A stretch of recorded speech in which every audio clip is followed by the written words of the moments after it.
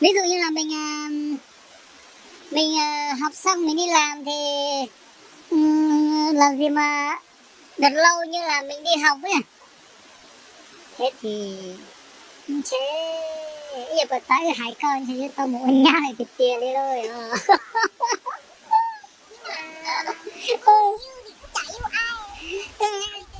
Túi thì chắc là phải có người yêu rồi. Không, hiện tại không có nhưng mà ít nhất là cũng có nên bỏ rồi, đúng không? Đấy, bỏ năm ngoái rồi đó. Độc thân được 10 năm rồi.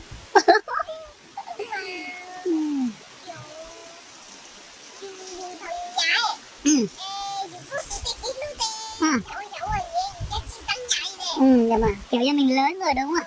Mình lớn rồi nên là mình muốn yêu những cái nghiêm túc hơn. Còn không yêu thì thôi, nếu lại yêu nhiều nữa nó mệt. Đúng rồi. Nhưng mà anh nói thật luôn ấy, với tầm tuổi các em thì nếu mà yêu những cái người con trai mà đang tầm tuổi các em, ví dụ như cũng đang học 12, 11 gì đấy, ngăn chung chung tuổi thì anh đảm bảo là 100 người thì chắc chỉ có tầm 10 người nó được thôi. Tại vì con gái nó lớn nhanh quá. Đây là con nó lớn hơn con trai. Đấy nên là nếu mà yêu như thế thì cảm thấy được thì, nhưng mà tuy nhiên vẫn có một số con trai nó cũng cứng, nó cứng, nhưng mà ở đây anh bảo là 100 người nó được 10 người thôi. Thế như anh nghĩ đấy, chính xác anh nói như thế. Còn lại thì như mình hay nói là cái kiểu trẻ trâu ấy, nên là nó rồi cũng sẽ bỏ nhau. Mà như thế thì mình mất thời gian thì giờ để làm cái gì. Ví dụ như anh ấy, ngày xưa anh tưởng như đang học lớp 10, 11, 12. Ôi trời ơi, vẫn nói là yêu đương nhưng mà có nghĩ ra được cái mô tê gì đâu. Đấy, nên là đấy phải đấy chỉ có nói ở môn thôi, chứ chưa làm được cái gì. Chứ thật sự là anh đi học chuyên ngành rồi ấy. Học chuyên ngành là được 2 năm rồi mới bắt đầu gọi là, anh sinh năm 95, bây giờ là 26 đấy. Anh trai của em sinh năm 1999, 1999 ấy. Năm nay 23 tuổi, 22 luôn. Tôi đi nhiễu về.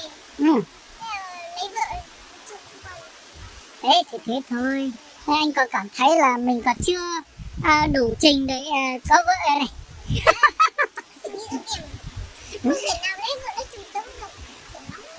Không chứ. May ra là còn như thế này, anh thấy những cái người mà học cùng anh ấy, ôi trời ơi, lúc trước học giỏi lắm. Mình học hư lắm, nhưng mà may mà mình còn đi học xong chuyên ngành về, xong rồi mình còn kiểu như là tự làm được ấy, tự lo được cho mình. Chứ anh thấy rất là nhiều bạn bè của anh là cũng có người đi học cùng nhau nhưng mà về họ đi làm thôi hết rồi. Ôi, lúc mà đi mình học cùng với nhau ấy, mình cứ học rất giỏi nhưng mà sau này không có điều gì làm được. Đây. Hoặc thậm chí nó bỏ nhanh lắm. Bỏ nhanh lắm. Nó đi học đại học về nó không làm cái gì đâu. Đây. Nó cũng chỉ về cày giường lấy vợ. Đây. Mình chỉ học đến cấp 3 thôi. Nhưng mà kiểu mình có tư duy đây. Sau này sẽ tốt hơn ấy.